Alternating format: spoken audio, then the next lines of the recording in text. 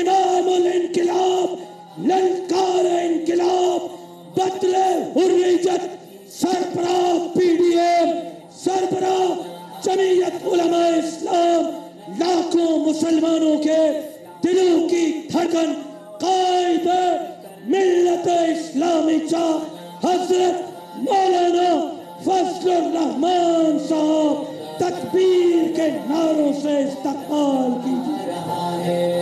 نعرہ تکبیر! ایک قائد ہمارا مولا، ایک قائد ہمارا پکار ہے، قائد کی للکار ہے، ہر کوئی تیار ہے، سارے پاکستان سے عوام کی پکار ہے۔ جعلی ہے حکومت، ہر کوئی کہہ رہا ہے، مولانا آ رہا ہے، مولانا آ رہا ہے، دنیا سے بھاگو، مولانا آ رہا ہے، مولانا آ رہا ہے، مولانا آ رہا ہے، عوام کا سمندر بھی ساتھ لا رہا ہے، مولانا آ رہا ہے، مولانا آ رہا ہے، مولانا آ رہا ہے، مولانا آ رہا ہے۔ پوچھ لو عوام سے، تنگ ہے اس نظام سے، سب کو نفرت ہو گئی تبدیلی کے نام سے۔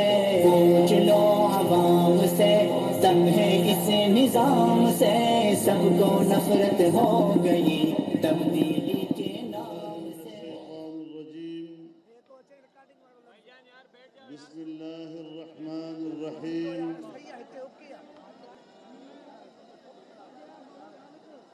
وما محمد إلا رسول قد خلت من قبله الرسل أفإن مات أو قتل انقلبتم على أعقابكم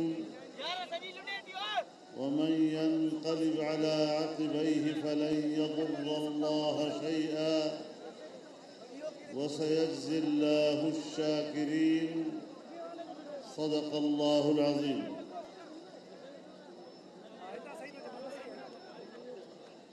جناب صدر محترم، اکابر علماء کرام، عمائدین قوم،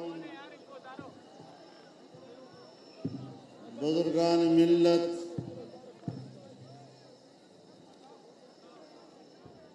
میرے دوستوں اور بھائیوں،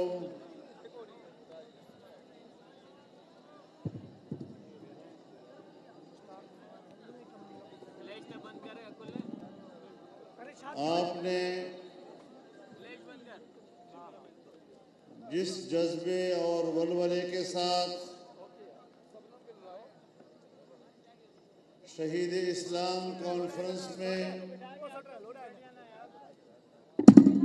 اپنی بے مثال شرکت سے ڈاکٹر خالد محمود سومرو کو جو خراج عقیدت پیش کی ہے، میں آپ کے اس جذبے اور اس ولولے کو سلام پیش کرتا ہوں۔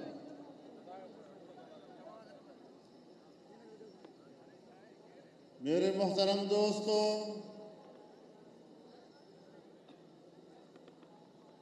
میں سندھ کی دھرتی کو اور اس دھرتی پر رہنے والے عوام کو بھی سلام پیش کرتا ہوں، جنہوں نے گزشتہ سال آزادی مارچ میں جمعیت علماء اسلام کی آواز پر لبیک کہتے ہوئے ہمارے ساتھ اسلام آباد کا سفر کیا تھا۔ سفر کی صعوبت اور وہاں پر 15 दिन क़याम करके जो दुश्वार तरीन लम्हे आपने गुजारे और जिससे आपने दुनिया को पैगाम दिया कि पाकिस्तान के हुक्मरान दुनिया में काबिल नफरत हैं और हम इन हुक्मरानों को तस्लीम करने को तैयार नहीं हैं। मेरे मोहतरम दोस्तों, आज भी हमारा वो अज़्म जवां है। आज भी हम इस्तिकामत के साथ उस मौक़िफ़ पर डटे हुए हैं। हम इस वतन अजीज़ में और सरज़मीन पाकिस्तान पर ग़ुलाम बनकर रहने के लिए पैदा नहीं हुए। हमारी माँओं ने हमें ग़ुलाम नहीं जना है। हमारे असलाफ की तारीख़ भी आज़ादी की तारीख़ है, आज़ादी के लिए क़ुर्बानियों की तारीख़ है और आज हम भी उस आज़ादी की तारीख़ को रकम कर रहे हैं।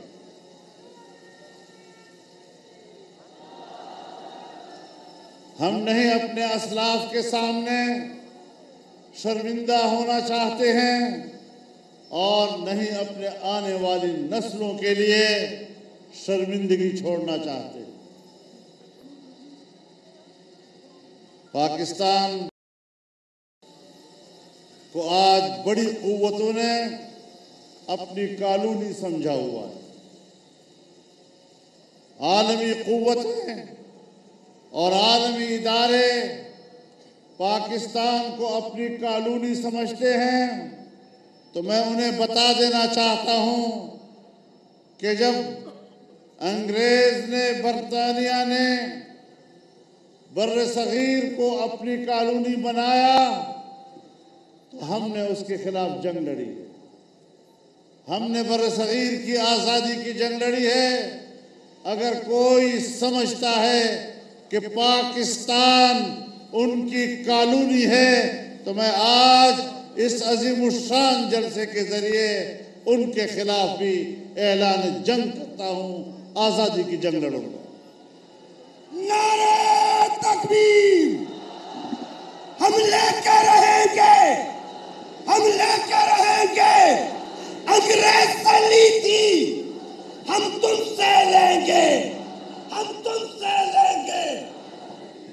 अजीब दौर आ गया है कि जिस दौर में पाकिस्तान की नजरियाती शनाख्त खत्म की जा रही है। दुनिया में हमारा इस्लामी तारुफ खत्म किया जा रहा है और जो इस्लाम के खूबसूरत चेहरे को दागदार करने की कोशिश कर रहे हैं, आज कहते हैं वो भला पाकिस्तान का इनकार करें, वो भला पाकिस्तान की आईन का इनकार करें, लेकिन उनको पाकिस्तान में इज्जत व वक़ार दो। मैं अब भी कहना चाहता हूं कि कादियानी पाकिस्तान के आईन को तस्लीम नहीं,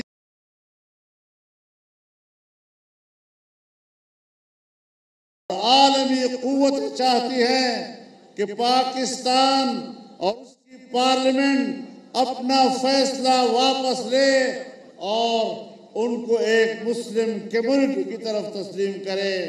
मैं वाज़ेह तौर पर कहना चाहता हूँ, ताकतवर से ताकतवर क़ुव्वत को कहना चाहता हूँ, ताकतवर से ताकतवर इदारे को कहना चाहता हूँ कि पाकिस्तान में कादियानी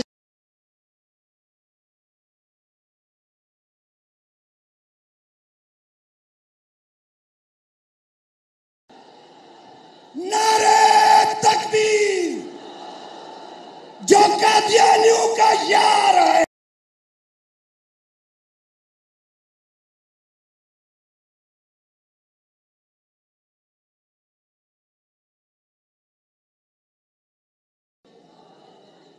बड़ी खामोशी के साथ उनको कलीदी आसामियों पे लाया जा रहा है یہاں تک کہ فوج میں بھی ان کو ترقیاں دی جا رہی ہیں اور وہ سمجھتے ہیں کہ شاید ہمیں اس کی خبر نہیں ملتی. ہم صورتحال سے آگاہ ہیں اور ہم ایک بات کہنا چاہتے ہیں کہ جب ہم اداروں پر اعتماد کرتے ہیں، ملکی دفاع پر اعتماد کرتے ہیں، تو پھر اپنی سرگرمیوں سے وہ اپنے آپ کو مشکوک بنانے کی طرف مت جائیں.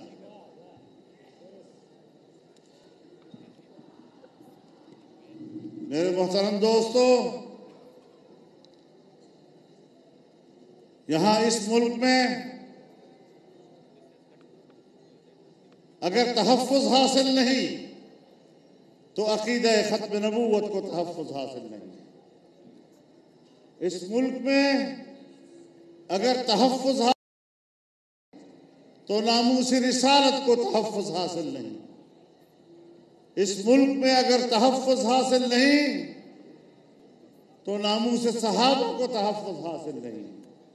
اور جب ریاست کی نگرانی میں اور ان کے خفیہ کارکردگی کے نتیجے میں ملک میں فرقہ وارانہ تعصبات کی فضا پیدا کی جاتی ہے، فرقوں کو فرقوں سے لڑانے کے لیے ادارے تشکیل دیے جاتے ہیں، تو پھر یہ لوگ پاکستان کو خانہ جنگی کی طرف دھکیلنا چاہتے ہیں. ہم نے ہمیشہ ایک قوم کی بات کی ہے، قومی وحدت کی بات کی ہے، فرقہ وارانہ ہم آہنگی کی بات کی ہے. ہم اپنے تمام اختلافات کے باوجود اس ملک میں ایک قوم کی طرح رہنا چاہتے ہیں، لیکن جب تک باہمی احترام نہیں ہوگا، جب تک ایک دوسرے کے اعتقادات کا احترام نہیں کیا جائے گا، ہم اس وقت تک ایک قوم بن کر اس ملک میں زندہ نہیں رہ سکتے.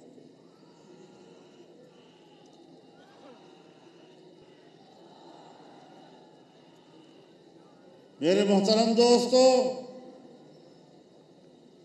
ہر چیز کے حدود ہوا کرتے ہیں. جب آپ دوسرے کے حدود میں داخل ہوں گے تو پھر فساد تو ہوگا. میں یہی بات اسٹیبلشمنٹ سے کہنا چاہتا ہوں کہ حق حکمرانی یہ عوام کا ہے. تم ملازم ہو، اگر تم حق حکمرانی کے حدود میں عوام کا حق چھیننے کی کوشش کرو گے تو پھر اسٹیبلشمنٹ بمقابلہ پاکستانی عوام کے تصور کیا جائے. پھر ہم سے شکایت مت کریں، پھر اپنی نیت سے شکایت کریں، پھر اپنی کارکردگی سے شکایت کریں، پھر اپنی غلط سوچ سے شکایت کریں. ہم آئین کے مطابق پاکستان میں زندگی گزارنا چاہتے ہیں.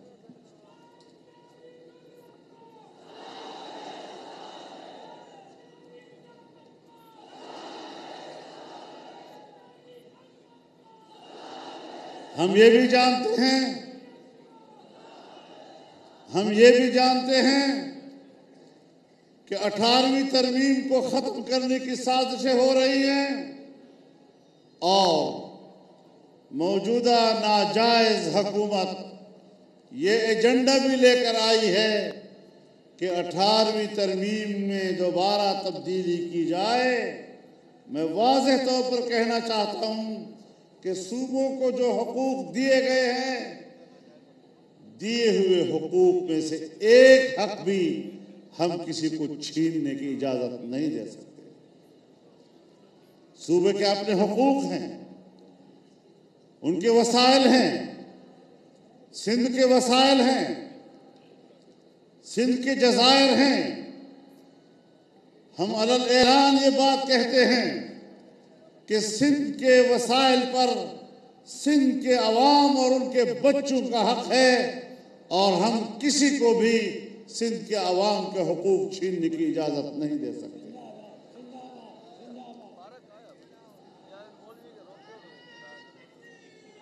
ہر صوبے کے عوام اپنے حقوق رکھتے ہیں. اپنے وسائل پر اپنا دسترس چاہتے ہیں، اپنے وسائل کو اپنے بچوں کے لیے استعمال کرنا چاہتے ہیں۔ کون طاقتور ہے پاکستان میں کہ جو عام آدمی اور عام آدمی کے بچوں کے حقوق کو چھیننے کی بات کرتا ہے؟ یہ باتیں نہیں چلیں گی۔ اس پر ہمارا موقف بڑا واضح ہے اور ہم کسی طال آزما کو قوم کے حقوق کے ساتھ کھیلنے کی اجازت نہیں دے سکتے۔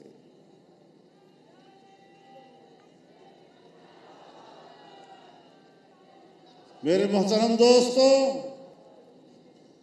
موجودہ حکومت جو دھاندلی کے ذریعے لائی گئی، کچھ ایجنڈے کے ساتھ لائی گئی ہے۔ بنیادی بات یہ ہے کہ اس کو معاشی لحاظ سے کمزور کر دو۔ معاشی زبوحالی اور معاشی انحطاط، اس سے پاکستان کمزور ہوگا اور عالمی مالیاتی اداروں کا شکنجہ مضبوط ہوگا۔ ہمیں عالمی مالیاتی اداروں کے شکنجے میں کسنے کے لیے اس قسم کی حکومتیں لائی جاتی ہیں تاکہ وہ طاقتور قوتوں کے ایجنڈے کی تکمیل کر سکیں۔ ہم کسی کو قوم کے حقوق کے ساتھ اور ملک کے حقوق کے ساتھ کھیلنے کی اجازت نہیں دے سکتے۔ میرے محترم دوستو، آج مہنگائی کہاں تک پہنچ گئی؟ آج غریب آدمی جو بیچارہ بازار جا کر راشن خریدنے کے قابل نہیں رہا ہے، جو مائیں سر بازار اپنے بچوں کو بیچنے کے لیے آتی ہیں اور اپنے بچوں کو گھروں میں ذبح کر دیتی ہیں کہ ان کی بھوک ان سے برداشت نہیں ہوتی، کیا ہم نے پاکستان کو اس طرح دیکھنا تھا؟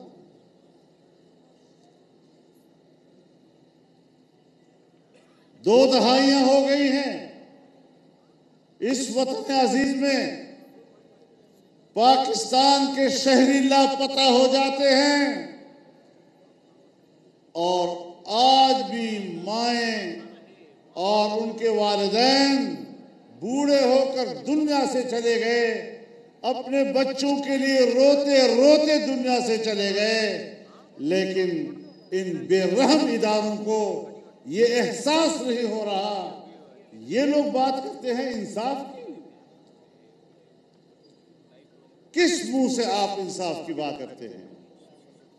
آپ کا تو چہرہ بھیانک ہے، آپ کے چہرے سے ظلم ٹپک رہا ہے، آپ کے چہرے تمہارے ظلم کی وجہ سے مسخ ہو چکے ہیں، اور خدا جانے تم قیامت کے روز ان مظلوموں کی آہوں کا جواب کیسے دو گے؟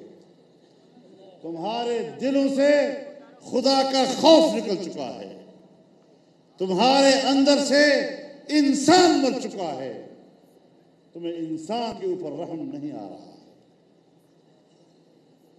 میں کہتا ہوں ڈاکٹر خالد سومرو کو ایک دن خون میں تڑپایا گیا، لیکن 6 سال سے اس کے خون کو انصاف دلانے کے لیے انصاف چوراہوں پہ تڑپ رہا۔ اور دانشور کہتے ہیں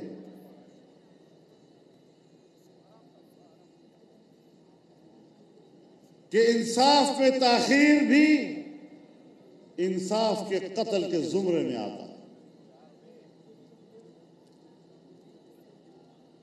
ان تمام چیزوں کا ایک مکافات عمل ہے، لیکن ہم وہ لوگ نہیں جو حوصلے ہارے، ہم پوری ہمت اور عزم کے ساتھ آگے بڑھ رہے ہیں۔ آج پاکستان کی تمام سیاسی جماعتیں متحد ہیں، سب اس بات پر متفق ہیں کہ ملک کی معیشت کو تباہ کر دیا گیا، ملک کی زراعت کو تباہ کر دیا گیا۔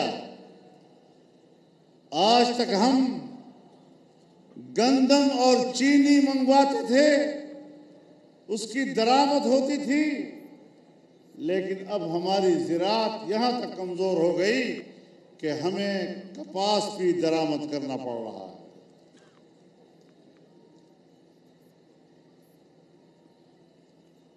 اور میں ہمیشہ کہتا ہوں کہ یہ جب زبان کھولتا ہے تو کوئی نہ کوئی بونگی مار دیتا ہے۔ آج اس نے کہا ہے کہ چونکہ بارشیں بر وقت نہیں ہوئی اس لیے زراعت کمزور ہو گئی، اور 2 سال پہلے کہا کہ ہماری برکت کی وجہ سے تو بارشیں ہو رہی ہیں۔ اب جب ان کی اپنی کرامت کام نہ آئی اور کرامت کی بجائے ان کی نحوست کام آ گئی،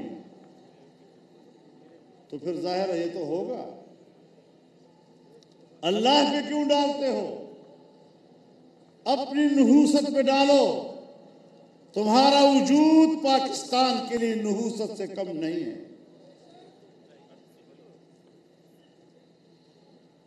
میرے محترم دوستو، سی پیک منصوبہ سمیٹ دینا یہی ان کا ایجنڈا تھا۔ چین کو ناراض کرنا، چین کے اعتماد کو تباہ کرنا، چین کی سرمایہ کاری کو تباہ کرنا، یہی ان کا ایجنڈا تھا۔ انہوں نے کشمیر پر ہندوستان کے قبضے کی قانونی حیثیت کو تسلیم کیا ہے، اس کو قانونی حیثیت دی ہے انہوں نے، اور آج گلگت بلتستان میں اسی لیے دھاندلی کے ذریعے اسی پارٹی کو حکومت دی گئی ہے تاکہ مسئلہ کشمیر کو حتمی طور پر دفن کر دیا جائے اور پاکستان کی جغرافیے کو تبدیل کر دیا جائے۔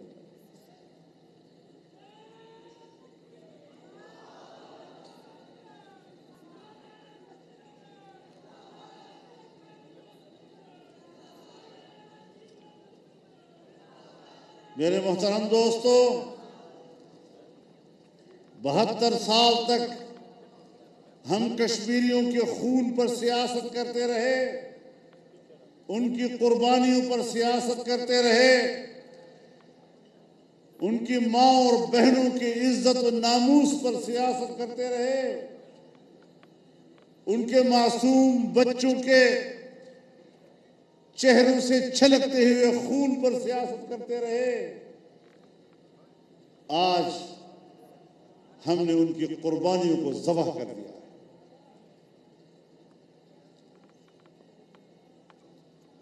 کیوں کہتے رہے آج تک کہ کشمیر کا فیصلہ کشمیری عوام کرے؟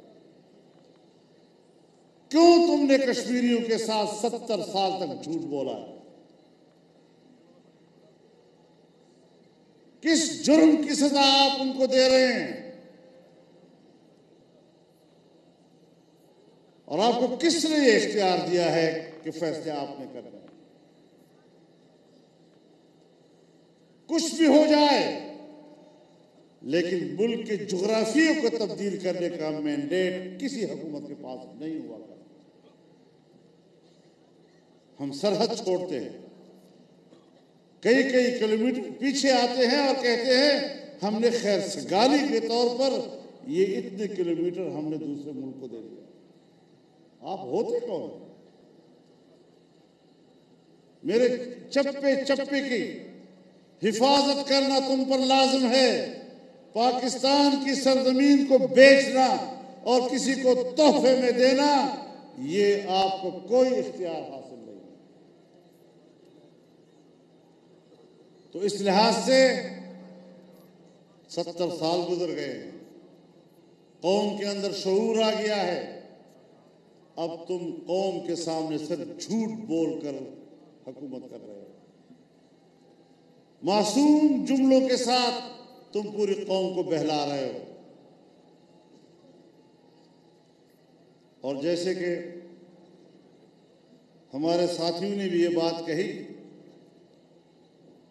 کہ جیسے اسرائیل کو تسلیم کیا جا رہا ہے، تو ہم نے تو بہت پہلے کہا تھا کہ یہ یہودی ایجنٹ ہے اور اس نے یہ کام کرنا ہے۔ آج وہ کہتا ہے مجھ پر تو دوستوں کا دباؤ ہے کہ اسرائیل کو تسلیم کیا جائے۔ پاکستان اتنا کمزور ملک ہے، جو ملک دنیا امت مسلمہ کی قیادت کی صلاحیت رکھتا ہے، آج اس کا حکمران کہتا ہے کہ ہم پر دباؤ ہے۔ تمہاری خارجہ پالیسی نے ہمیں کہیں کا نہیں چھوڑا۔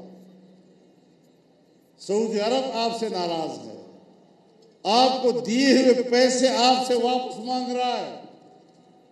متحدہ امارات آپ سے ناراض ہے، آپ کو دیے ہوئے پیسے تم سے واپس مانگ رہا ہے،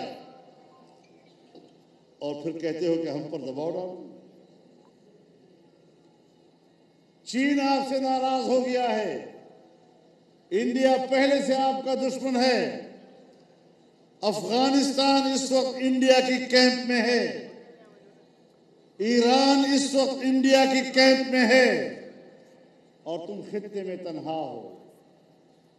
معاشی لحاظ سے ہندوستان اوپر جا رہا ہے، چائنا تو بہت زیادہ اوپر جا رہا ہے، بنگلہ دیش ترقی پہ ترقی کر رہا ہے، ملائیشیا، انڈونیشیا، سری لنکا، نیپال یہ ترقی کر رہے ہیں۔ افغانستان آپ سے بہت آگے نکل چکا ہے، ایران ترقی کر رہا ہے، اور پوری ایشیائی ماحول میں اگر کوئی معاشی انحطاط کا شکار ہے تو صرف اور صرف پاکستان ہے۔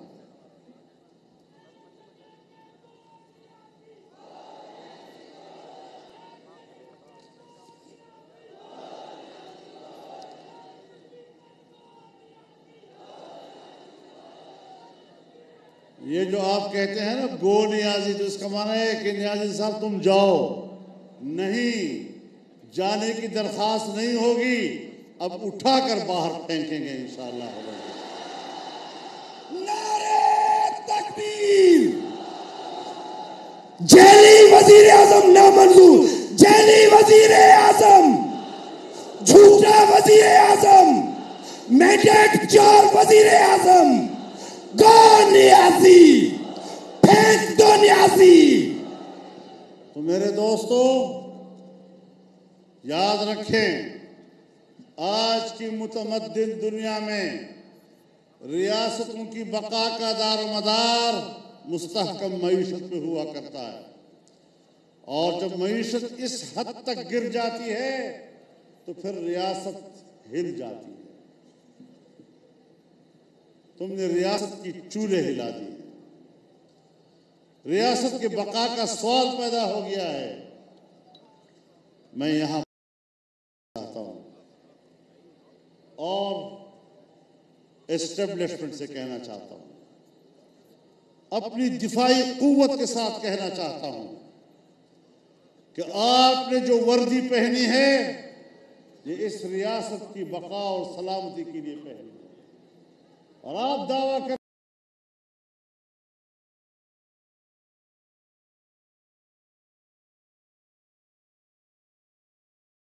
کہ بقا کا مدار ملک کی معیشت پر ہے۔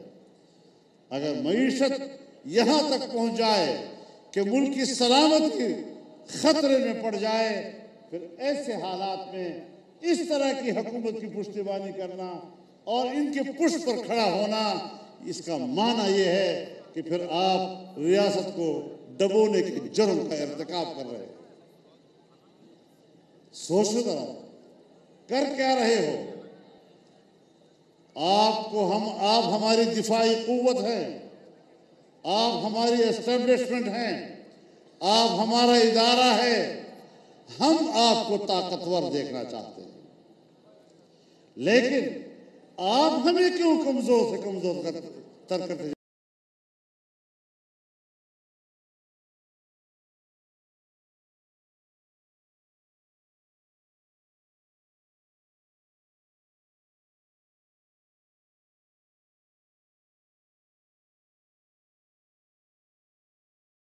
چاہیے؟ طاقتور ہونے چاہیے. اگر ہم آپ کو طاقتور دیکھنا چاہتے ہیں تو پھر آپ پاکستان کو کمزور کرنے والے اعمال اور پاکستانی سیاست کو کمزور کرنے کی پالیسی سے دستبردار ہونا پڑے گا. کچھ باتیں ہمیں واضح طور پر کرنی چاہیے. ہم مجبور ہو گئے ہیں کہ آج ہم عوام کے سامنے سرعام یہ موضوع اٹھا رہے ہیں اور اس پر بات کر رہے ہیں. ہم پبلک کی جنگ لڑ رہے ہیں, ہم عوام کی جنگ لڑ رہے ہیں. ملک کی سیاست عوام کا حق ہے. پاکستان کا آئین, پاکستان کی جمہوریت یہ عوام کا نام ہے اور عوام کو طاقت ملنی چاہیے. آپ دھاندلیوں کے ذریعے عوام کا حق چھینتے ہیں. آپ اس طرح کے نااہلوں کو ملک پر مسلط کرتے ہیں تو پھر ایسے نااہلوں کے خلاف بغاوت کرنا ہمارا ایمانی فریضہ بن جاتا ہے. ہم میدان میں نکلے ہیں اور جہاد کے جذبے سے نکلے ہیں اور پیچھے ہٹنے کو گناہ کبیرہ سمجھتے ہیں.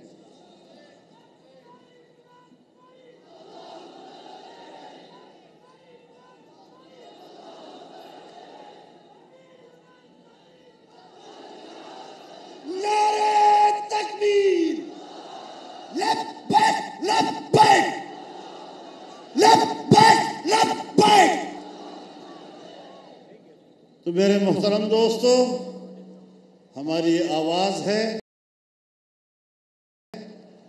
ہم نے تمام اپوزیشن جماعتوں کو ایک پلیٹ فارم پر آج ہم مجتمع ہیں اور مجھے پتہ چلا ہے کہ ملتان کا جلسہ جو 30 نومبر کو ہو رہا ہے, مختلف سیاسی پارٹیوں کے ذمہ داروں کو گرفتار کیا جا رہا ہے. آپ کو کس نے کہا ہے کہ گرفتاریوں سے جلسے ناکام ہوتے ہیں؟ آپ کو کس نے کہا ہے کہ تم ہمارا سفر روک سکے گو؟ تم جتنا یہ جذبہ دباؤ گے اتنا بڑھتا جائے گا. لوگوں کا سمندر ہے جو ہر طرف سے امٹ کر جس طرح آج یہاں جمع ہوا ہے انشاءاللہ ملتان میں بھی جمع ہوگا اور پھر لاہور میں بھی جمع ہوگا.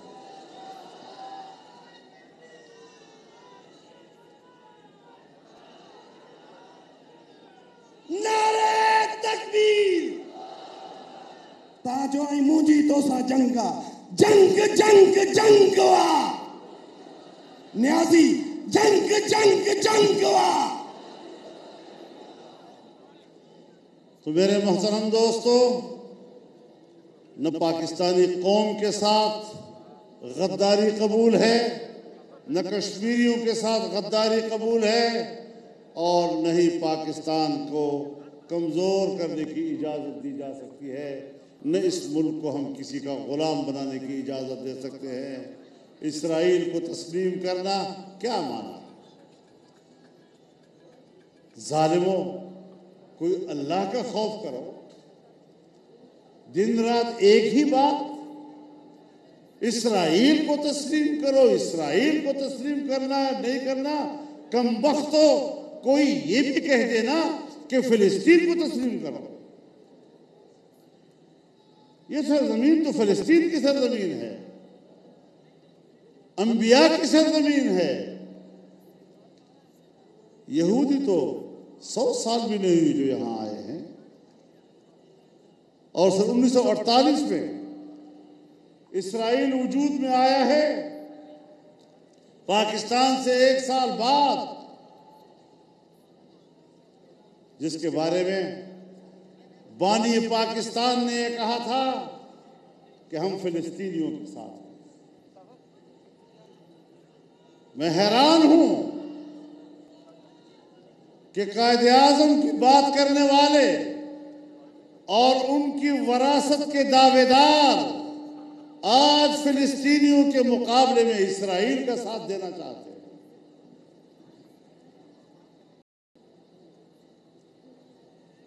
بانی پاکستان کے مزار پر اگر کوئی شخص ووٹ کی عزت دو کا نعرہ لگاتا ہے تو کہتے ہیں بانی پاکستان کی توہین ہو گئی۔ تو بانی پاکستان نے کہا تھا کہ ہم فلسطین کے ساتھ ہیں، یہودی بستیوں کو وہاں نہیں ہونا چاہیے، اور پاکستان بننے سے پہلے ہم جس کو پاکستان کی بنیاد کہتے ہیں سن 1940 کی قرارداد، یہ فلسطینیوں کی حمایت اور یہودیوں کی مخالفت ہمارے سن 1940 کی قرارداد کا حصہ ہے۔ اور پھر میں آپ کو یہ بتا دوں کہ جب اسرائیل قائم ہوا تو اس کے پہلے وزیر اعظم نے جب اپنا پہلا خارجہ پالیسی بیان دیا تو اس خارجہ پالیسی بیان میں اس نے کہا کہ اسرائیل کی خارجہ پالیسی کی ترجیح اول یہ ہوگی کہ دنیا کے نقشے پر ابھرنے والا نیا اسلامی ملک، اس کا خاتمہ ہمارا ایجنڈا ہے۔ جس اسرائیل نے اپنی ابتدا سے خارجہ پالیسی کی بنیاد یہی رکھی کہ پاکستان کا خاتمہ کرے، آج وہ اس کے تلوے چاٹنے کی کوشش کر رہا ہے، آج اس کے ترلے کر رہا ہے۔ آپ کا حق تھا کہ آپ دنیا سے کہتے کہ اسرائیل کو تسلیم کرنے کی بات بعد میں ہوگی، پہلے اس فلسطین کو تسلیم کیا جائے، فلسطین کی سرزمین کو تسلیم کیا جائے، بیت المقدس کو فلسطین کا حصہ تسلیم کیا جائے۔ یہ ساری صورتحال کوئی ایسی نہیں کہ جس کو انسان سمجھتا نہیں، لیکن ایسے ایجنٹ بٹھا دیے ہیں، ایسے بڈھے چینلوں پہ آ کر فلسفے جھاڑتے ہیں، اور دنیا بھر کے احمق آج پاکستانی عوام کو عقل سکھا رہے ہیں۔ ہم ان چیزوں کو تسلیم نہیں کرتے۔ تو میرے محترم دوستو، نہ ہماری خارجہ پالیسی اس وقت صحیح سمت میں جا رہی ہے، قوم کو اندھیرے میں رکھا جا رہا ہے، ملک کی معیشت کو تباہ کیا جا رہا ہے، بین الاقوامی اداروں کا ہمیں غلام بنایا جا رہا ہے، انسانی حقوق تباہ ہو رہے ہیں، آئین کی اسلامی حیثیت ختم کی جا رہی ہے، قادیانیت کو فروغ دیا جا رہا ہے۔ یہ ساری چیزیں وہ ہیں جو ہم سمجھتے ہیں کہ آئین کی روح سے پاکستان میں جائز نہیں ہے۔ تو انشاءاللہ آئین کی جنگ لڑیں گے نا۔ پابندیاں لگا رہے ہیں، جو بھی چینل آج حق کی بات کرتا ہے، تنقید کرتا ہے حکومت کی پالیسیوں پر، اس کو بند کر دیتے ہیں، گلا گھونٹ دیتے ہیں۔ میڈیا کا گلا گھونٹنا یہی علامت ہے آمریت کی، اسی کا معنی ہے کہ پاکستان میں جمہوریت نہیں ہے، یہاں ایک ڈکٹیٹرشپ ہے۔ انشاءاللہ اس حوالے سے ہم اداروں کے ساتھ ہیں، سول اداروں کو مضبوط کرو تو پھر توازن چلے گا۔ یہ نہیں کہ ہم تو آپ کو مضبوط دیکھنا چاہتے ہیں اور آپ ہمیں کمزور دیکھنا چاہتے ہیں۔ تو یہ حاکم اور محکوم کا تصور ملک کے اندر یہ نہیں چلے گا۔ ہمارا موقع بڑا واضح ہے، اور انہی خطوط پر انشاءاللہ ہم پاکستان کو آگے لے جائیں گے، لیکن اس ترقی میں سب سے بڑی رکاوٹ یہ موجودہ ناجائز، نااہل اور نالائق حکومت ہے۔ اس پتھر کو پہلے ہٹانا پڑے گا، اس پتھر کو ہٹانا پڑے گا، اس کے بغیر پاکستان کا مستقبل تاریک ہے۔ پاکستان کے مستقبل کو اگر روشن بنانا ہے تو ہمیں یہاں صاف ستھری سیاست کرنی ہے، جس کی تائید ہمارا آئین کرے۔ تو اس حوالے سے نہ ہمارے حوصلے ٹوٹے ہیں، نہ ہمارا عزم متاثر ہوا ہے، ہم ایک ہیں، ایک